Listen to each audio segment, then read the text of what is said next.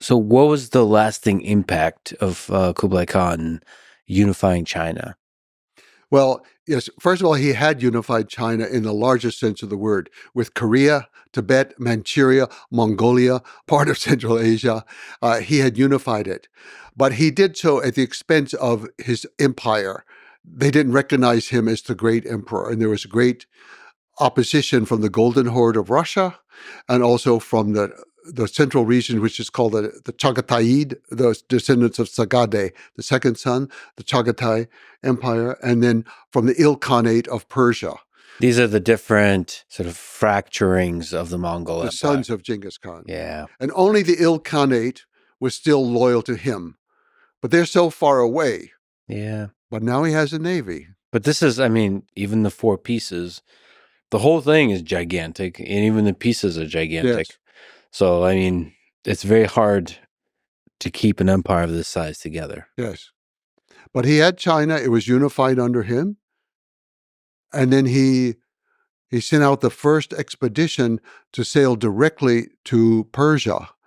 There had been trade all throughout thousands of years, but it was usually port to port, different merchants trading goods. No, he organized a great fleet to send a queen or princess to become a queen in the Ilkhanate, to marry the Ilkhan of Persia. It's Persia and Azerbaijan and Armenia and Iraq and part of Syria, all of that area.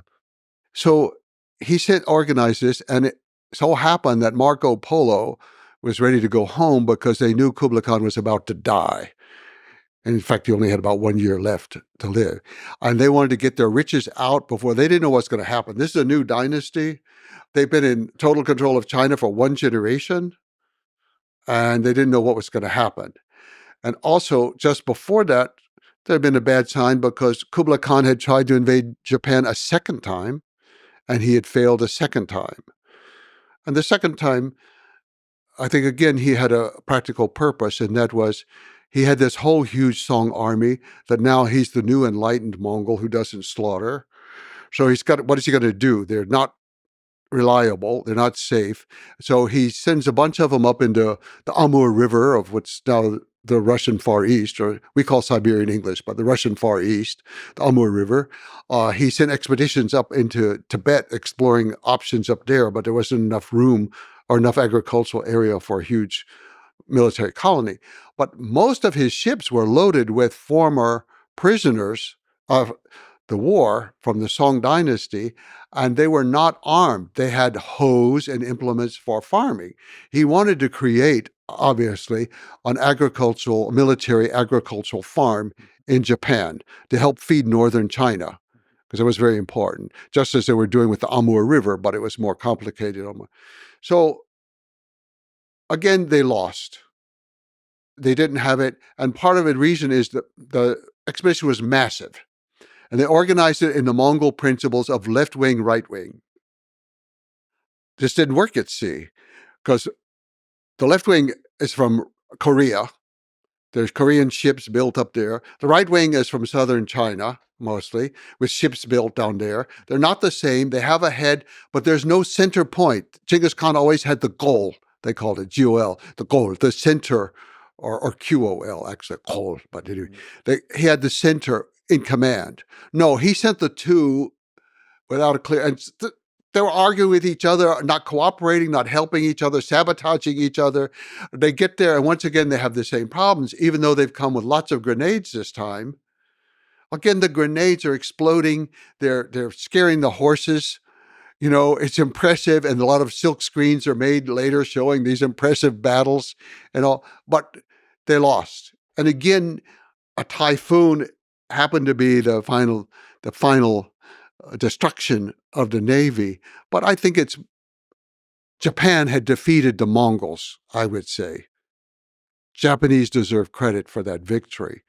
And then the sinking of the ships was more caused by the typhoon. But already the Japanese had developed good strategies while the Mongols had been away. They knew how the Mongols fought. And they knew that at night they could fire flaming arrows at the ships, set them on fire, and they were doing great damage. So again, Kublai Khan lost the invasion of Japan, but the soldiers were gone. They drowned. He didn't kill them off. It wasn't his deliberate plan, but the problem was solved. It's one of those ironies of history that it's hard to quite understand. So this had happened, but then Kublai Khan was coming to near the end of life, and Marco Polo and those wanted to get out. They're ready to go. And Kublai Khan allowed them to sail on this expedition with Huqin was her name, the Princess Huqin, to go to Hormuz. And so they went, and that began a whole system of trade back and forth, back and forth. Kublai Khan died soon after that. His grandson, who's not so well respected in history because he's often called a drunk, but his name was Timur Enchetu. But he was a drunk when he was young, but his grandfather had him caned a couple times in public, and he cured him of drinking. And actually, he was not a drunk later on. And he reassembled the Mongol Empire. He did. The Golden Horde declared loyalty to him, recognized him as Great Han, as emperor of the whole empire.